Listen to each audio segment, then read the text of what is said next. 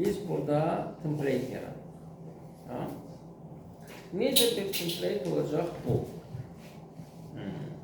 Bunun qaydası bundan ibarətdir ki, burada hər bir sətir üçün bir dənə dırnaq ayrılır. Bizim burada neçə dənə sətir var bunda? Bunlar sətirlər idi də olsa. 1, 2, 3, 4, 5 dənə idi. Düzdürmü? Okey. Deməli mən bura 5 dənə sətir ayırıram. Bunların hər biri üçün hansının ki hündürlükləri də burada verilir. Okey. Yəni grid template area bizim elə bir gridimizin xəritəsidir. Yəni yuxarıdan bizim mangala baxdığımız vaxtı göbələyi harda, kartofu harda, balığı harda, nə bilim, biberi harda olduğunu göstərən şeydir. Tamam? Burada deyirik ki bu 80 piksel nədir? 80 piksel bizim header'ımızdır. 30 piksel nə idi? Navımız idi. 500 piksel nə idi? Main'imiz idi. 90 piksel nə idi? Aside və nəhayət 40 piksel footer. Tamam? Deyə bilərsiniz ki, nə yazılır? Deyildir bu. Nə yazılır? Bu deyirsiniz. Okey. Burada hiçbir şey lazım değil. Yani burada sadece aydın olur ki kim kimdir. Ama burada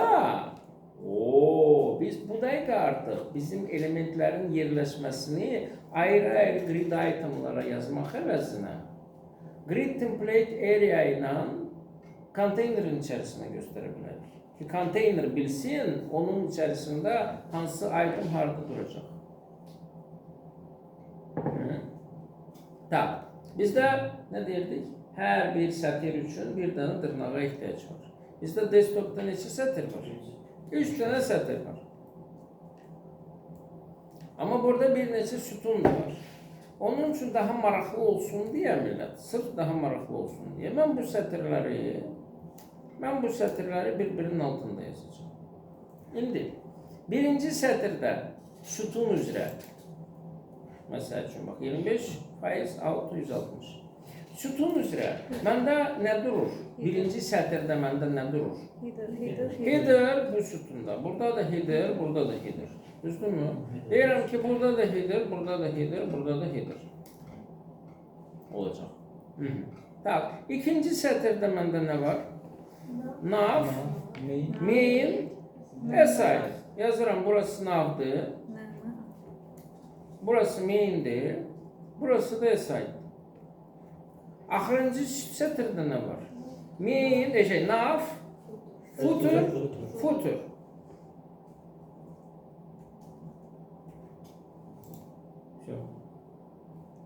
Baxırıq. Bunu değiştirmişik şeyini. Bəli, style keyboard'daydı. Baxırıq. Bu bizim desktopumuzdur. Bu bizim mobile'ımızdır. Mobile qıcqırıq. Niyə? Çünki nəysə səhv yazır.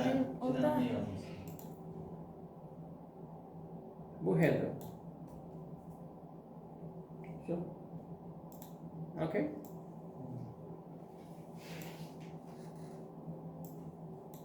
Yes. Məsələ nədir?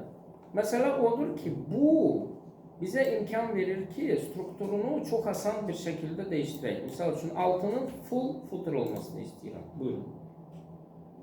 Və istəyirəm ki, burası məsələn nav olsun, burası aside olsun. Footer balaca olsun. Və istəyirəm ki, aside yuxarıdan etibarən başlasın. Və ya istəyirəm ki, nə bilim, mənim navım da yuxarıdan etibarən başlasın. Bu kadar sade.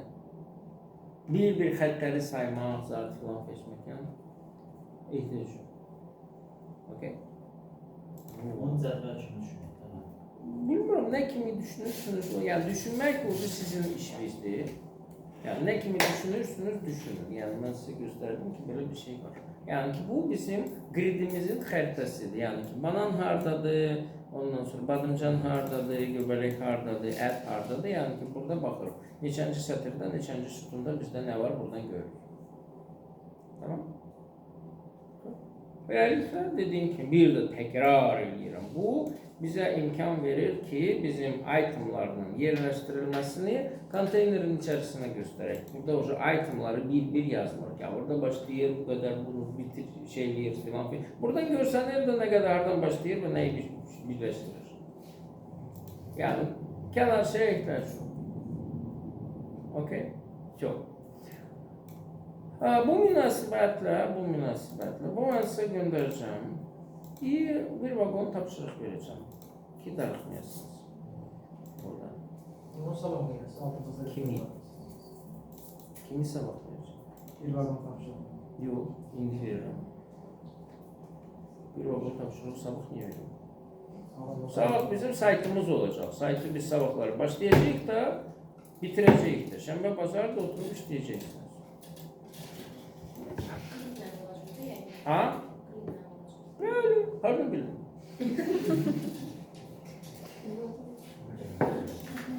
Təbii ki, gridlə olacaq. Başqa neyinin ola bilər ki? Yəni, sizin gələn həftə olmayanda sizin saatınızı Musa müəllimə vəz edəcək, yoxsa? Mənim saatımı yox. Musa öz mentor saatı